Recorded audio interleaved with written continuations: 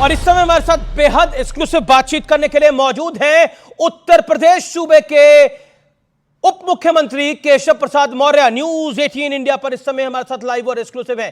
केशव जी, आपका अभिनंदन है। बीजेपी का नारा है 400 पार, लेकिन अखिलेश यादव का कहना है कि इस बार 7 मई के बाद बीजेपी 7 समुंदर पार चली जाएगी। 4 हार का चौका लगा चुके श्री अखिलेश यादव जी को यह अहंकार पूर्ण जो भाषा है, सपा इस बार शून्य पर आउट हो जाएगी। उत्तर प्रदेश में खाता नहीं खुलेगा, देश में किसी दूसरे राज्य में उनका वजूद नहीं है। लेकिन एक आरोप भारतीय जनता पार्टी पर लग रहा है कि प्रधानमंत्री नरेंद्र मोदी, केंद्रीय गृह मंत्री अमित शाह, जगत प्रकाश नड्डा इस पूरे चुनाव को हिंदू मुसलमान कर रहे हैं। इस आरोप को आप किस तरह से लेते हैं? Samajwadi party, Congress, India alliance इसी तरह की बात कर रहा है। अगर कांग्रेस पार्टी मुस्लिम लीग बन जाए, समाजवादी पार्टी मुस्लिम लीग जैसा आचरण करे और हम उसको कहें कि तुम बहुत अच्छे हो, तो हम अच्छे हो गए। अगर पाकिस्तान का कोई नेता श्री राहुल गांधी जी का स्टार प्रचारक बन जाए और कर्नाटक के अंदर ओबीसी का आरक्षण छीन करके मुसलमानों को दे दिया जाए, उस पर हम चुप रहें तो हम सही हैं। यह कांग्रेस की नीति ऐसी रही है कि इसी कांग्रेस पार्टी ने अलग पाकिस्तान केवल कुर्सी के लिए बनवाया और जम्मू कश्मीर का एक हिस्सा पाकिस्तान के कब्जे में दे दिया।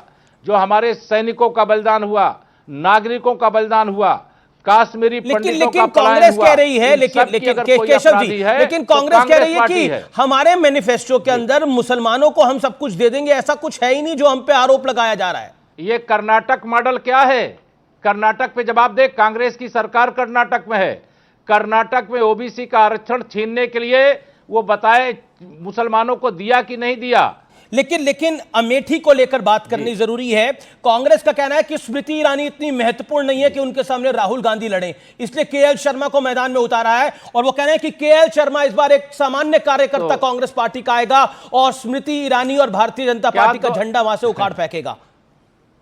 2019 में क्या श्री राहुल गांधी जी का रोबोट लड़ने आया था, जो बहन स्मृति ईरानी जी से हार करके गए थे और 2024 में छोड़ करके अमेठी भाग गए।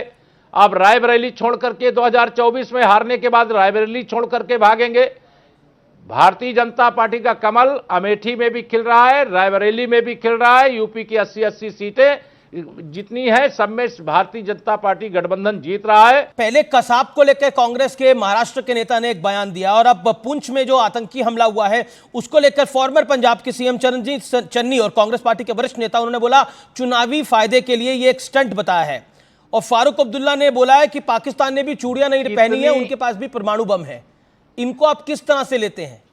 इतनी घटिया, इतनी निंदनीय, इतनी बेहुदा टिप्पणी कोई नहीं हो सकती।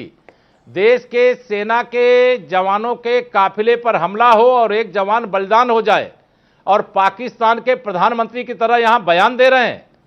अब वह भारत नहीं है, ये प्रधानमंत्री नरेंद्र मोदी जी के नेतृत्व वाला भारत है।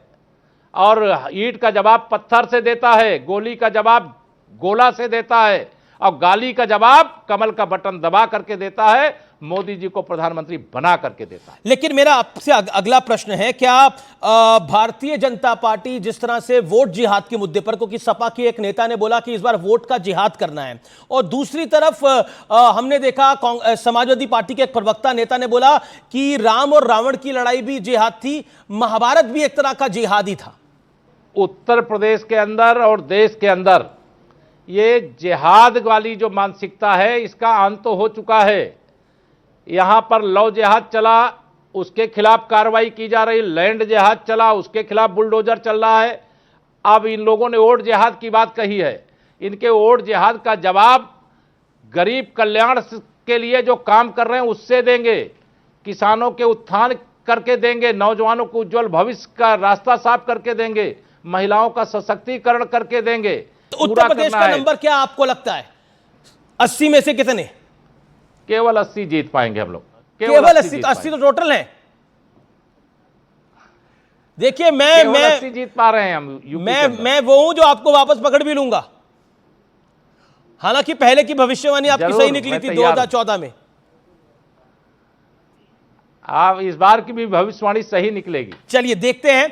आपको बहुत बहुत शुभकामनाएं चुनावों के लिए।